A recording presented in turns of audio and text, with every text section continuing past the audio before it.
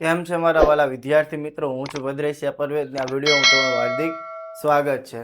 તો આગળ આપણે સ્વાધ્યાય 13.3માં આપણે દાખલા નંબર 1, 2, 3 જોઈ ચૂક્યા છીએ. આજે આપણે દાખલા નંબર 4 જોવાનો છે. તો ચાલો આપણે એની શરૂઆત કરીએ. તો દાખલા નંબર 4 આપણી પાસે શું છે કે એક છોડના 40 પાંદડાઓની લંબાઈ ખૂબ જ નજીકના મિલીમીટર સુધી આપવામાં આવી અને મેળવેલ માહિતી નીચેના કોષ્ટકમાં દર્શાવી છે. પાંદડાઓની મધ્યસ્થ લંબાઈ શોધો, એટલે કે આપણે મધ્યસ્થ શોધવાનો છે. પહેલા તો તમે મિત્રો વર્ગ જો 118, 126, 127, 135, 136, 144 આ રીતનો વર્ગ આપણને આપ્યો છે. એટલે કે વર્ગ ટૂંકમાં અસતત વર્ગ છે, તો એને સતત વર્ગમાં ફેરવવું પડશે. એની માટેની બીજી સૂચન પણ આપણને આપી દીધી છે. મધ્યસ્થ શોધવા માટે માહિતીને સતત વર્ગોમાં ફેરવવાની જરૂર છે. એટલે તો માહિતીને પહેલા આપણે કેમાં ફેરવવાની છે? સતત વર્ગોમાં ફેરવવાની છે. કારણ કે સૂત્ર સતત વર્ગો માટેનું છે. જે આપણી પાસે મિત્રો મધ્યસ્થનું સૂત્ર છે એ કેની માટે છે? સતત વર્ગો માટે છે. પછી વર્ગો 117.5, 126.5 આ રીતે આપણે મિત્રો માં પરિવર્તિત કરવાના છે. એટલે કે ટૂંકમાં સતત વર્ગમાં પરિવર્તિત કરવાના છે. તો સતત વર્ગમાં પરિવર્તિત કરવા હોય તો આપણને ખબર છે કે અધસીમા અને ઉધ્વસીમા. અધસીમા આને અધસીમા કહેવાય અને ઉધ્વસીમા કહેવાય.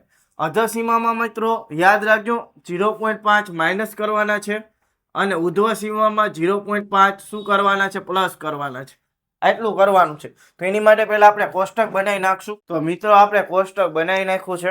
હવે આપણે મિત્રો પહેલા માહિતી લખી નાખવાની છે. ફરી એકવાર અર્ધસીમામાંથી આપણે 0.5 બાદ કરવાના, આમાં 0.5 પ્લસ કરવાના છે. તો 118 માંથી 0.5 બાદ કરો તો કેટલા મળે? 117.5 અને આમાં 0.5 પ્લસ કરો તો 126.5.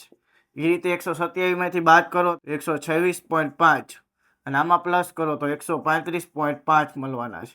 આ રીતે આપણે ફેરવી નાખી તો 135.5, આમાં 144.5, અહીં બાદ કરી 144.5, અહીં પ્લસ કરી 153.5, અહીં માઇનસ કરી 153.5, અહીં પ્લસ કરી 162.5, અહીં 162.5, અહીં 171.5, અહીં બાદ કરી 172 છે તો 171.5 ને 180.5.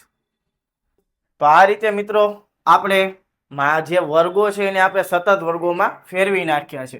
હવે આપણે પાંદડાઓની સંખ્યા લખવાની છે. શું છે? 3, 5, 9, 12, 5, 4 અને 2. હવે CF એટલે મિત્રો આપણે સંચય આવૃત્તિ મેળવવાની છે, એટલે કે આવૃત્તિનો સરવાળો. પહેલી સંખ્યાને એમ નામ લખશું, ત્યારબાદ સરવાળો આપણે આડી રીતે કરીએ છીએ. 3 ને 5 8, 8 ને 9 17, 17 ને 12 કેટલા થઈ જાય છે મિત્રો? 29, 29 ને 5 કેટલા થઈ જાય છે? 34, 34 ને 4 38, 38 ને 2 40. તો કુલ આપણને મિત્રો સરવાળો કેટલો મળે છે આનો? n બરાબર આપણને મિત્રો 40 મળી જાય છે. હવે આપણે મિત્રો શું કરવાનું છે? જે પણ માહિતી છે ને એકવાર આપણે મિત્રો લખી નાખવાની છે. તો આપણે એકવાર લખી નાખશું દરેક માહિતીને. આપણે લખી અહીં n બરાબર કેટલા છે મિત્રો? 40 છે. n બરાબર કેટલા છે? 40 છે. માટે n ભાગ્યા 2 કરવા પડશે. 40 ભાગ્યા 2 કરી તો કેટલા મળે? 20. તો 20 ને અનુરૂપ વર્ગ કયો છે મિત્રો? પહેલા આપણે CF માં જવું પડશે. 20 કીમાં આવેલા છે? 29 માં આવેલા છે. યાદ રાખજો 29 ઉપરનો જે આવૃત્તિ હોય એને મધ્યસ્થ વર્ગની આગળના વર્ગની સંચય આવૃત્તિ કહેવાય. આને કહેવાય છે CF. ત્યારબાદ આની સામેની આવૃત્તિ હોય ને F, એની સામેનો વર્ગ એટલે મધ્યસ્થ વર્ગ. એમાં પહેલી સંખ્યા એટલે L કહેવાય છે. શું કહેવાય છે? L કહેવાય છે. અને મિત્રો આપણે ગાળો કેટલો છે એ પણ જોવો પડશે. આપણે ગાળો જોઈ શકીએ છીએ કે 126.5 માંથી 117.5 બાદ કરો એટલે ટૂંકમાં 9 નો ગાળો મળશે. અહીં 10 કો અહીં કટિંગ થઈ જાય 1. 16 માંથી 7 જાય તો 9, 0, 0. આપણને જે આ 0 આ નથી ગણવાનો, કે ટૂંકમાં આપણને ગાળો કેટલાનો મળે છે? 9 નો. એટલે કે h એટલે કે વર્ગ લંબાઈ મિત્રો કેટલી છે? 9 છે. તો આપણે લખશું કે 20માં અવલોકનને અનુરૂપ વર્ગ કયો છે મિત્રો? 144.5, 153.5 છે. 144.5, 153.5 છે. માટે મધ્યસ્થ વર્ગ શું થશે? 144.5, 153.5 થશે. તો આપણે પહેલા લખવું પડશે અધસીમા. અધસીમા એટલે કે મધ્યસ્થ વર્ગની અધસીમા મિત્રો કેટલી થશે? 144.5 એટલે કે પહેલી સંખ્યા હોઈને આપણે અધસીમા કહીએ છીએ. ત્યારબાદ આપણે એફ એટલે કે મધ્યસ્થ વર્ગની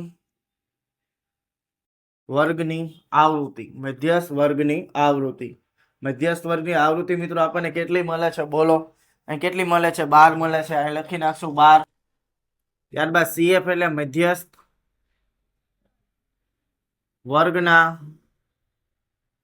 આગળના વર્ગની સંચય આવૃત્તિ. એટલે જે મધ્યસ્થ વર્ગ છે એની સામેમાં આપણે આગળના વર્ગની સંચય આવૃત્તિ લખવી પડે. કેટલી? તો કે 17 છે. ત્યારબાદ એચ એટલે કે વર્ગ લંબાઈ કેટલી છે મિત્રો? આપણે હમણાં જ ગણતરી કરી 9 છે. તો આ દરેક માહિતી મિત્રો આપણે સૂત્રમાં મૂકવાની છે. સૂત્ર આપણી પાસે મધ્યસ્થનું શું છે? તો મધ્યસ્થનું સૂત્ર છે m બરાબર l વત્તા n2 ઓછા cf છેદમાં f કૌંસની બહાર h. તો l બરાબર 144.5 વત્તા n ના છેદમાં 2. n ના છેદમાં 2 કેટલા છે? આપણી પાસે 20 છે. cf મિત્રો આપણી પાસે કેટલા છે? 17 છે. તો આપણે 17 એ લખી નાખવાના છે. f એટલે કે મધ્યસ્થ વર્ગની આવૃત્તિ મિત્રો આપણી પાસે કેટલી છે? 12 છે. તો લખી નાખી 12. h એટલે વર્ગ લંબાઈ કેટલી છે? 9. 144.5 વત્તા 20 માંથી 17 જાય તો 3 છેદમાં 12 ગુણ્યા આપણને કેટલા મળશે? 9 મળશે. આ બાજુ લખી નાખી 144.5 વત્તા હવે જો 3 ના છેદમાં 12 છે તો આપણે આમ લખીએ કે 3 ના છેદમાં 12 છે.